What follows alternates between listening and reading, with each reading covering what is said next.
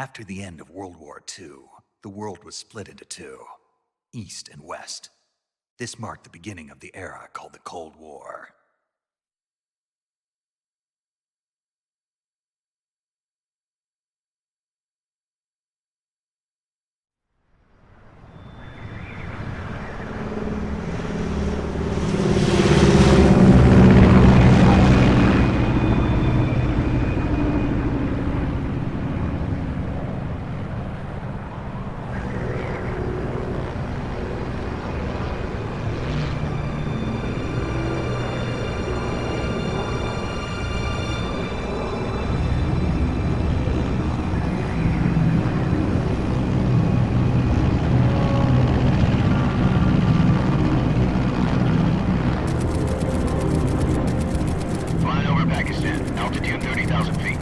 Approaching Soviet airspace. 20 minutes to drop off. Commencing internal depressurization. Equipment check. Arm main parachute. All right. You ready to go? Drop zone still showing a high pressure mass. Cav okay.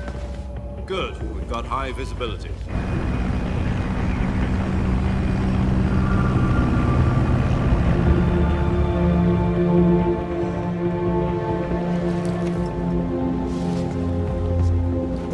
Put out that cigar.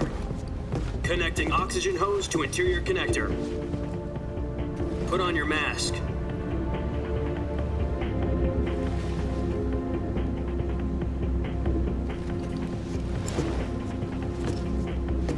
Does this panty waste know what he's doing? Approaching release point. 10 minutes to drop off. Hey, are you deaf? He said put out the cigar and put on your mask.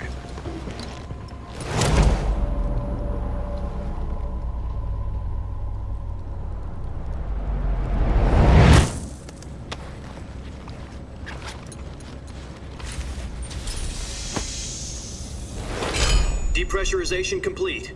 Checking oxygen supply. 6 minutes to drop off. Opening rear hatch.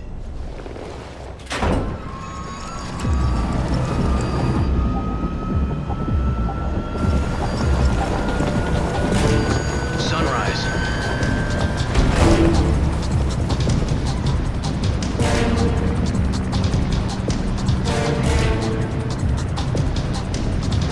External temperature minus 46 degrees Celsius. 2 minutes to drop off. Stand up.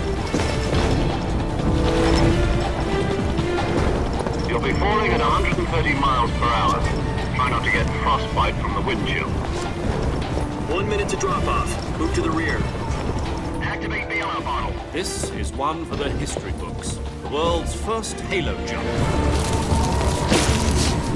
10 seconds to drop off. Stand by. Status okay. All green. Prepare for drop-off. Countdown. 5, 4, 3, 2, 1. Spread your wings And fly. God be with you.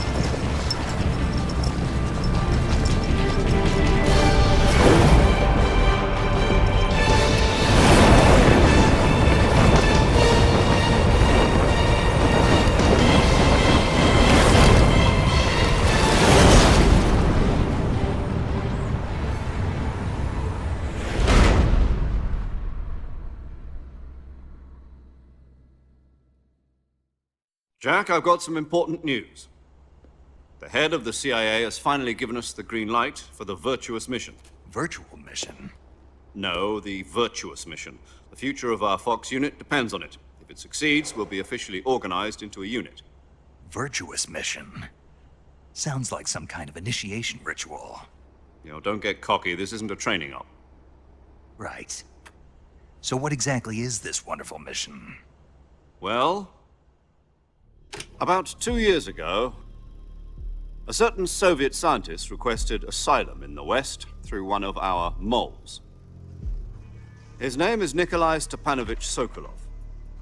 He's head of the OKB 754 Design Bureau, one of the Soviets' top-secret weapon research facilities, and the East's foremost expert on weapons development. Sokolov? Isn't he that famous rocket scientist? The very same. On April the 12th, 1961, the Soviets achieved the first manned spaceflight in history. The Earth was blue, but there was no God. Well spoken. The rocket that carried Yuri Gagarin into orbit was the A-1, known as the Vostok rocket. Sokolov is said to be the man most responsible for the multi-engine cluster used in that rocket. After Gagarin's flight, Sokolov left rocket development to become the head of the newly established Design Bureau. From a lowly technician to head of a design bureau, that's quite a success story, so why'd he want to defect? It seems he'd become afraid of his own creations. Afraid? Call it a crisis of conscience. And for that, he left his country and his family behind and went over the fence? Not exactly. One of his conditions was that his family was also to be taken safely to the west. We used a mole to get the family out first and succeeded in sneaking Sokolov over the Berlin Wall shortly afterwards. I was the one who conducted the operation. The security on the eastern side was still full of holes back then. Then what? We got Sokolov over in one piece, but the whole ordeal had left him exhausted, and we checked him into a hospital in West Berlin. It took him 2 weeks and more than 600 miles to get from the research facility in the Soviet Union to Berlin. He was in no condition to say anything coherent. And it was only a week later that we had something much bigger on our hands. The Cuban Missile Crisis. October the 16th, 1962, President Kennedy received word that the Soviets were in the process of deploying intermediate-range ballistic missiles in Cuba. The President demanded that the Soviets dismantle and remove the missiles. At the same time, he announced a naval blockade to prevent further missile shipments from reaching Cuba. But the Soviets didn't back down, instead placing their armed forces on secondary alert. Soviet transport ships carrying missiles continued on course towards Cuba. US and Soviet forces went on alert for an all-out nuclear war. Frantic negotiations were conducted through the UN's Emergency Security Council and unofficial channels to end the hair-trigger standoff.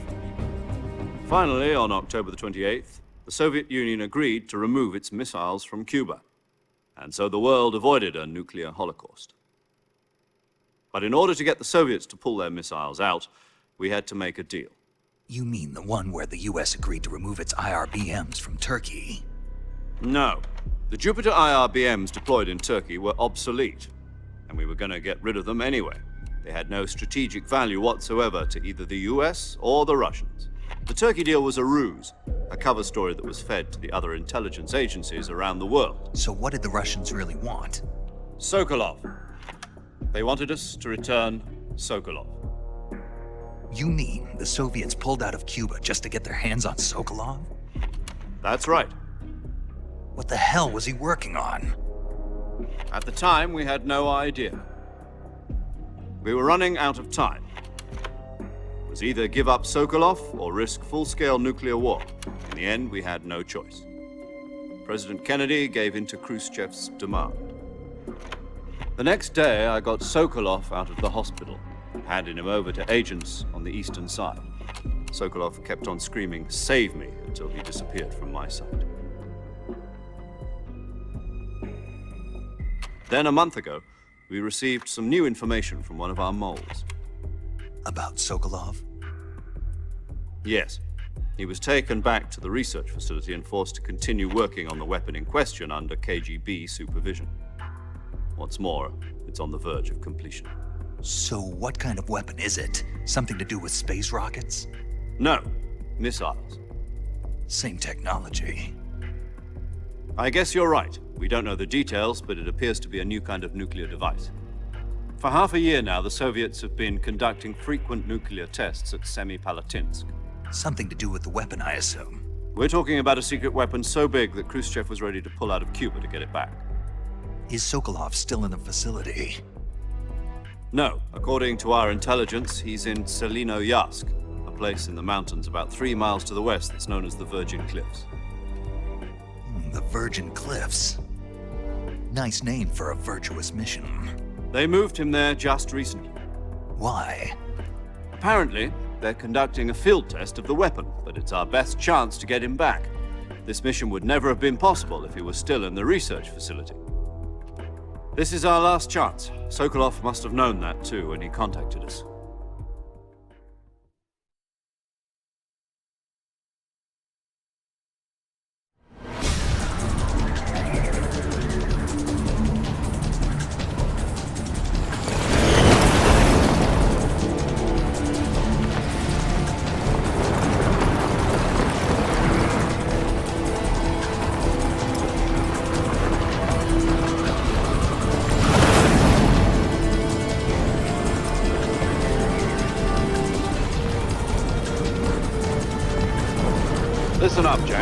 mission is to infiltrate Selino-Yask in the Soviet mountains, ensure the safety of Sokolov, and bring him back to the West.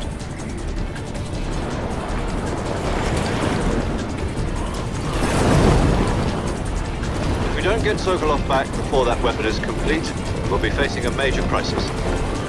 The clock is ticking.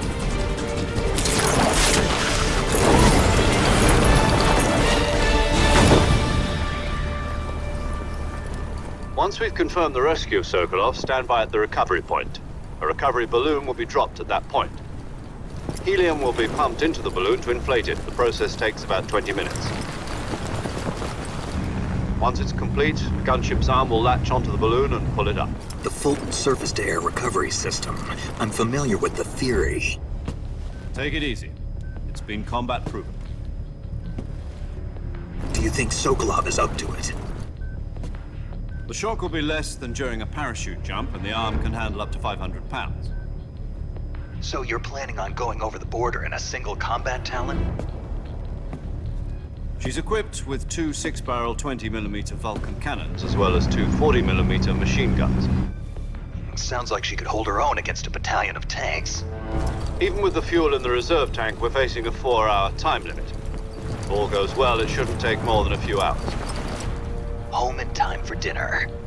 But if anything goes wrong, you'll be eating dinner, breakfast, and all the rest of your meals in the jungle.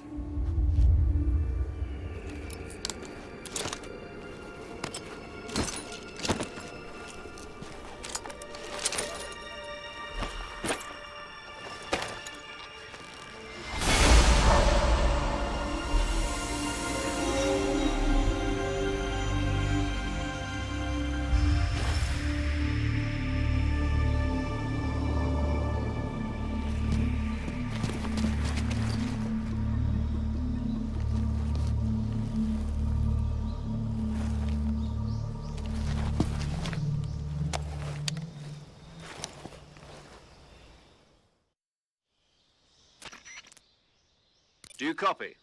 You're already in enemy territory, and somebody might be listening in. From here on out, we'll be using code names to refer to each other. Your code name for this mission will be Naked Snake. I'll be referring to you as Snake from now on. You're not to mention your real name. Snake? Oh, you don't like snakes? What do you mean? Well, you've eaten one before, haven't you? In survival training. I'm glad to hear that. I don't know if I'd ever order one in a restaurant, but... Be careful, you might not have a choice. What about you, Major? What should I call you? Let's see. I'll be Tom. Call me Major Tom. This will be a sneaking mission. You must not be seen by the enemy. You must leave no trace of your presence. Is that clear? This kind of infiltration is the Fox unit's speciality. In other words, weapons and equipment are procured on site. That goes for food as well. You're completely naked, just as your name implies. Great. Now I see why you asked me if I like snakes. I suppose calling me Snake was your idea of a joke, too. No. There's a good reason for that. I'll tell you later when the time is right. Gotcha. Getting back to the subject, how exactly am I supposed to feed myself? You've been issued a knife and a tranquilizer gun. Use them to hunt for food. You'll also find some medical supplies in your backpack. Yeah, about the backpack. I lost it in a tree on the way down. I see. Well, you'd better go back and get it then. You know where it is? No problem. I can see it from here. It's stuck on a branch. To climb a tree, stand in front of a tree that's covered in ivy and press the action button. I'll be monitoring your progress over the radio. We can't risk violating Soviet airspace, but I'll be in the gunship. My frequency is 140.85. I'll give you a call if I need to talk to you. If you need to talk to me, use the send function. Okay, Snake, go get your backpack.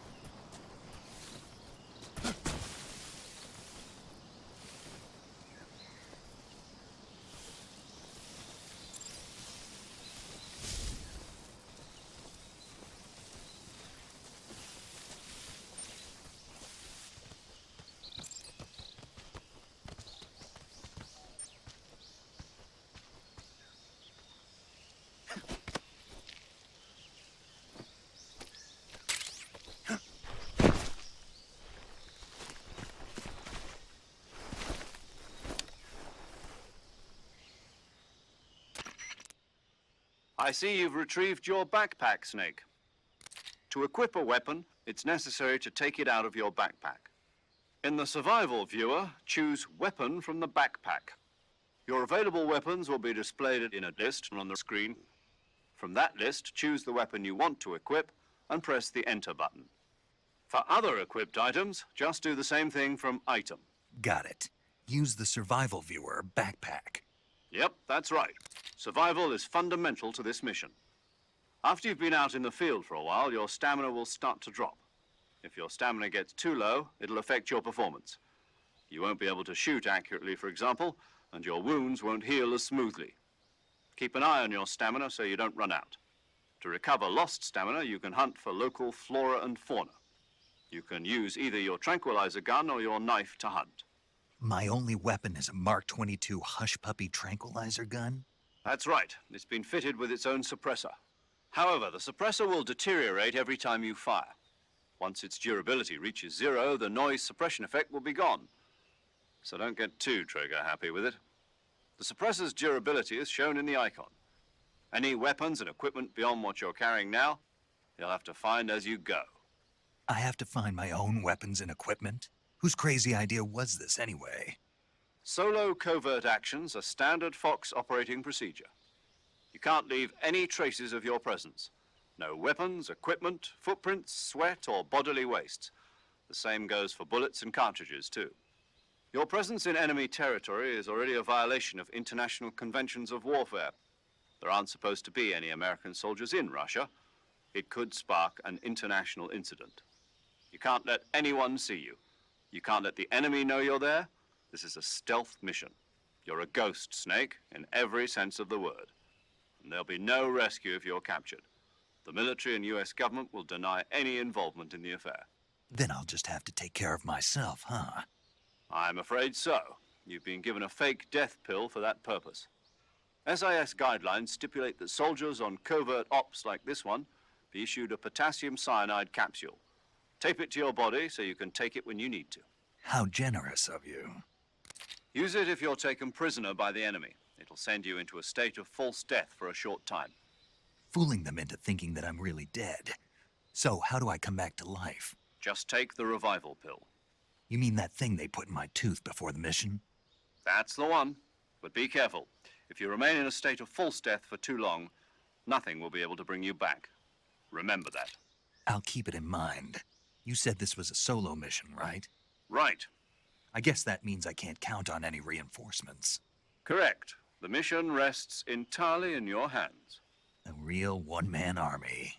Relax. There's a support team ready to back you up over the radio. Who? I'll introduce them to you. This time, survival is of utmost importance. The first member of the support team will be in charge of monitoring your physical condition, acting as a medic, so to speak, as well as recording your mission data.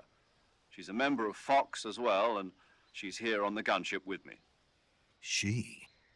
Hello, Snake. I'm paramedic. Nice to meet you. Paramedic. As in a medic who comes in by parachute. Aren't you going to tell me your real name? Are you going to tell me yours, Mr. Snake? My name, huh? It's John Doe. And they call you Jack for short. You're a regular Captain Nemo. A name means nothing on the battlefield. After a week, no one has a name.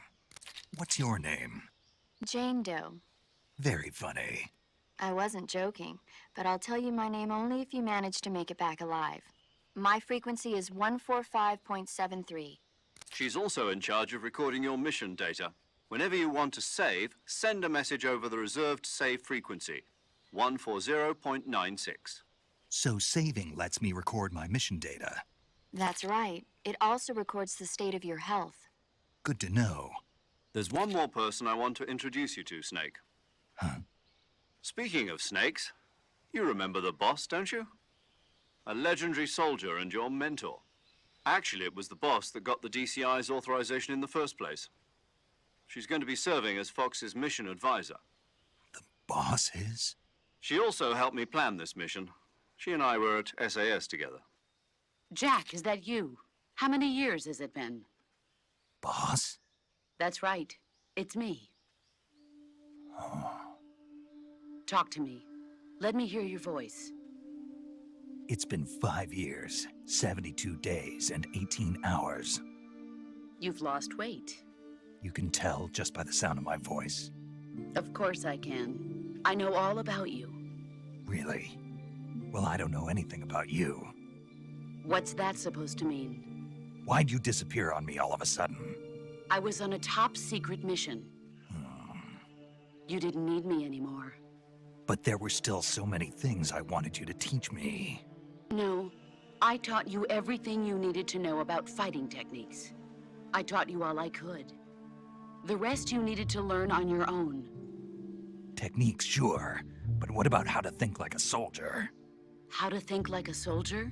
I can't teach you that. A soldier needs to be strong in spirit, body, and technique. And the only thing you can learn from someone else is technique. In fact, technique doesn't even matter. What's most important is spirit. Spirit and body are like two sides of a single coin. They're the same thing. I can't teach you how to think. You'll just have to figure it out for yourself. Listen to me, Jack. Just because soldiers are on the same side right now doesn't mean they always will be. Having personal feelings about your comrades is one of the worst sins you can commit. Politics determine who you face on the battlefield. And politics are a living thing. They change along with the times. Yesterday's good might be tomorrow's evil. Is that why you abandoned me? No, it had nothing to do with you. I already told you, Jack. I was on a top secret mission. A soldier has to follow whatever orders he's given. It's not his place to question why. But you're looking for a reason to fight. You're a natural-born fighter, but you're not quite a soldier. A soldier is a political tool, nothing more. That's doubly true if he's a career soldier. Right and wrong have no place in his mission. He has no enemies and no friends. Only the mission. You follow the orders you're given. That's what being a soldier is. I do whatever I have to get the job done. I don't think about politics. That's not the same thing. Sooner or later, your conscience is going to bother you. In the end, you have to choose whether you're going to live as a soldier or just another man with a gun. There's a saying in the Orient, loyalty to the end. Do you know what it means? Being patriotic. It means devoting yourself to your country. I follow the president and the top brass. I'm ready to die for them if necessary. The president and the top brass won't be there forever. Once their terms are up, others will take their place. I follow the will of the leader, no matter who's in charge. People aren't the ones who dictate the missions. Then who does? The times. People's values change over time, and so do the leaders of a country. So there's no such thing as an enemy in absolute terms. The enemies we fight are only enemies in relative terms, constantly changing with the times.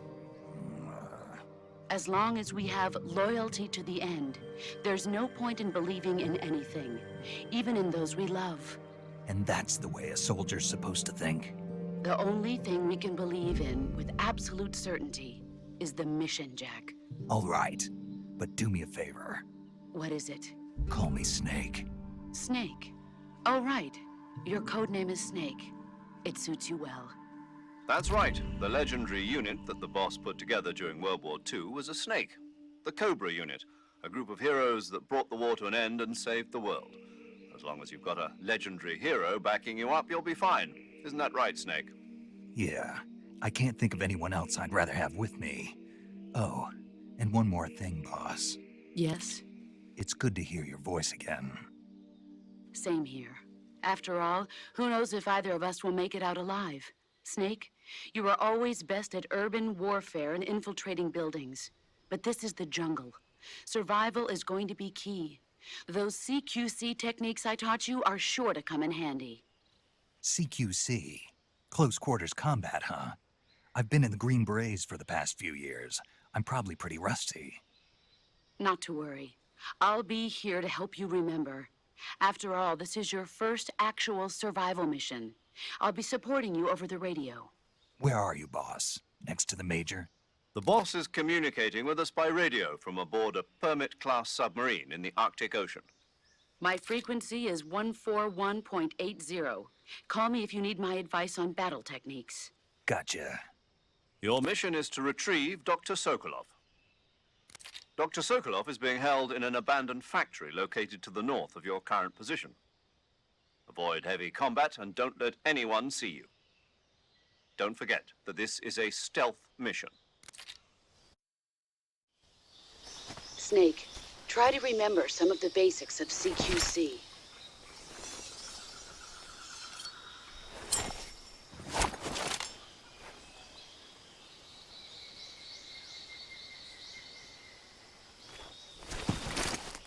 Commencing virtuous mission now.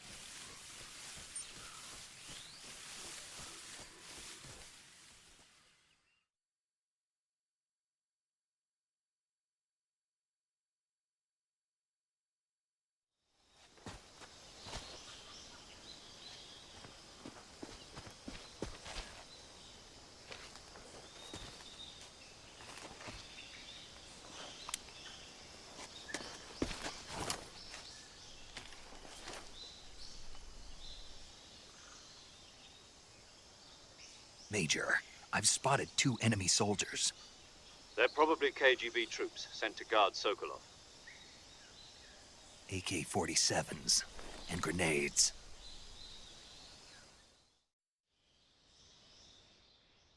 Snake, your presence in Soviet territory is already a violation of international law. We can't let the Kremlin find out that the CIA and the American government are involved. Contact with the enemy is strictly prohibited. Don't engage them in battle either. This is a stealth mission. Got that? The Major is right. The point of this mission is to sneak through the jungle without being seen. The success of the mission depends on how well you use your camouflage. Change your camouflage by selecting Camouflage from the Survival Viewer.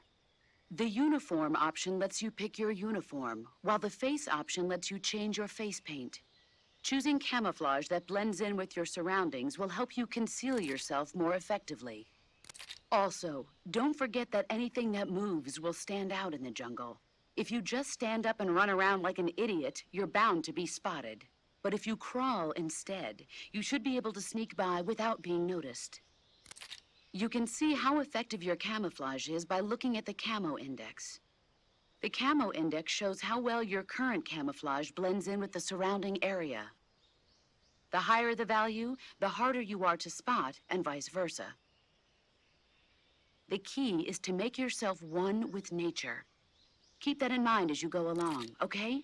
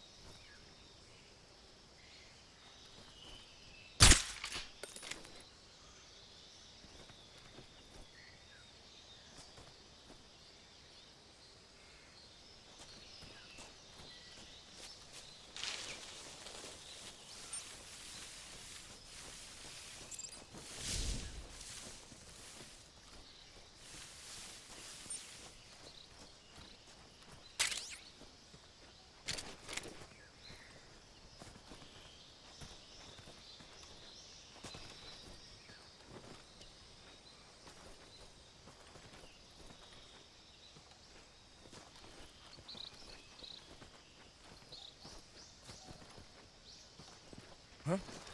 Who's that? Radio, we need backup.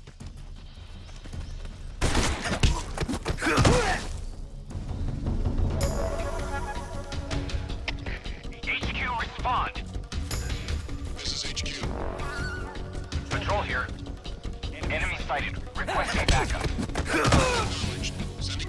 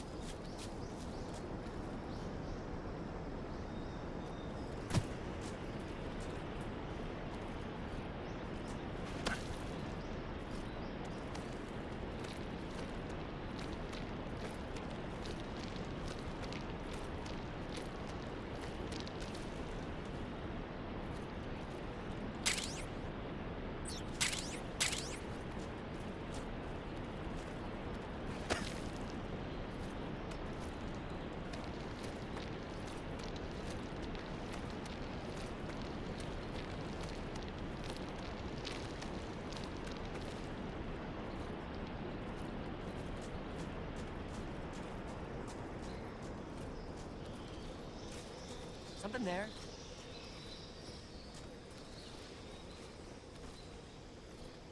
I must be seeing things.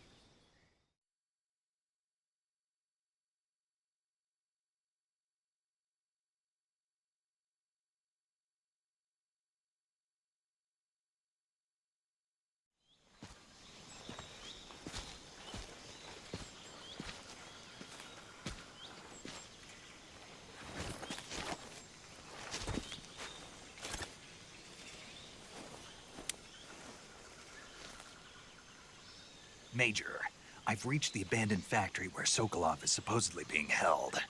This place is a dump.